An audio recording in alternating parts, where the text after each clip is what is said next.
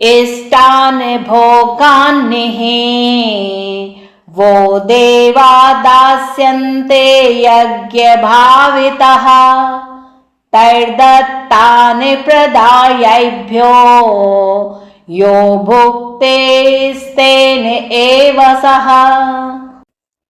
भगवत गीता के अध्याय 3 के श्लोक नंबर 12 में भगवान कहते हैं कि जीवन की विभिन्न आवश्यकताओं की पूर्ति करने वाले विभिन्न देवता यज्ञ संपन्न होने पर प्रसन्न होकर तुम्हारी सारी आवश्यकताओं की पूर्ति करेंगे, किंतु जो इन उपहारों को देवताओं को अर्पित किए बिना भोगता है वह निश्चित रूप से चोर है।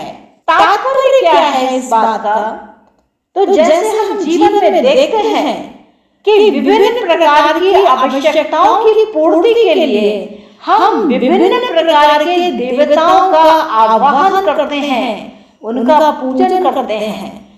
तो जैसे माना कि हम बल के देवता का आवाहन करते हैं, तो हनुमान जी की पूजा करके हमने बल तो प्राप्त किया, लेकिन उस बल को प्राप्त करने के बाद, उस शक्ति को प्राप्त करने के बाद अगर हमने वह समर्पण उन्हें नहीं किया तो हम चोर कहलाएंगे, क्योंकि हमने जिनसे लिया है और हमने उनको दिया नहीं। तो यह कितने आश्चर्य की बात है कि जो कुछ भी हमें भगवान से प्राप्त होता है उसे हमें भगवान को समर्पण करके ही स्वीकार करना चाहिए कि जो कुछ दिया है प्रभु तुमने दिया है और तुमसे ही मुझ तक है और मैं तुझ तक हूँ।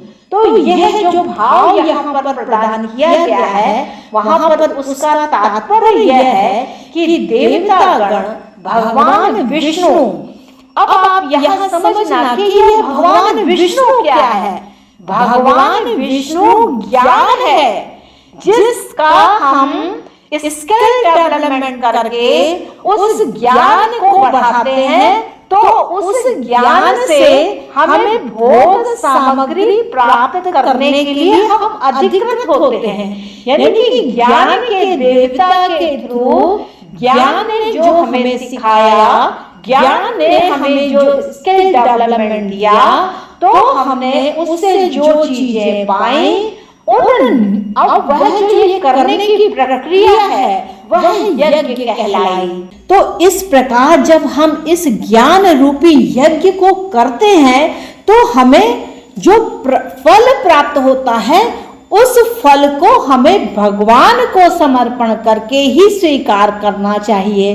तो यह बात बहुत ही सुंदर तरीके से इस श्लोक में बताई गई है।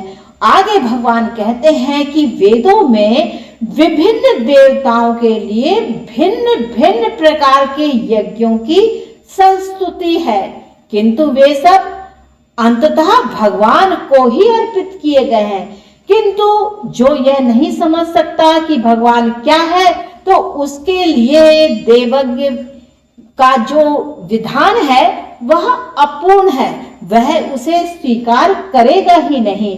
जब अनुष्ठानकर्ता के भौतिक गुणों के अनुसार वेदों में विभिन्न प्रकार के यज्ञों का विधान है।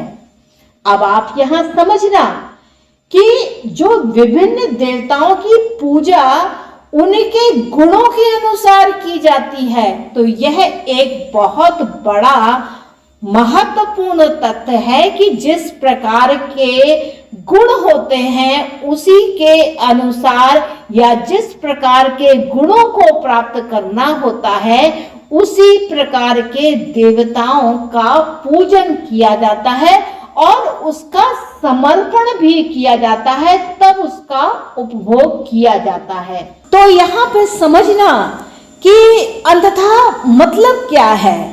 अंततः मतलब यह है कि समस्त यज्ञों का जो ध्येय है वह उत्तरोत्तर दिव्य पद को प्राप्त करना है।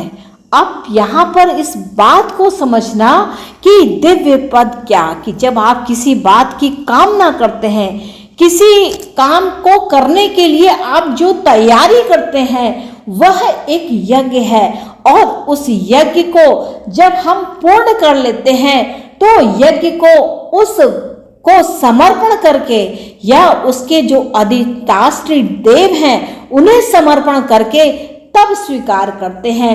तो इस प्रकार से हमें दिव्य पद का अर्थ है कि किसी को यह डिग्री के रूप में मिल सकता है, किसी को यह किसी बड़े पद के रूप में मिल सकता है, कोई डॉक्टर बन सकता है, कोई इंजीनियर बन सकता है। तो जिस प्रकार यह शिक्षा ग्रहण की जाती है वह एक यज्ञ है।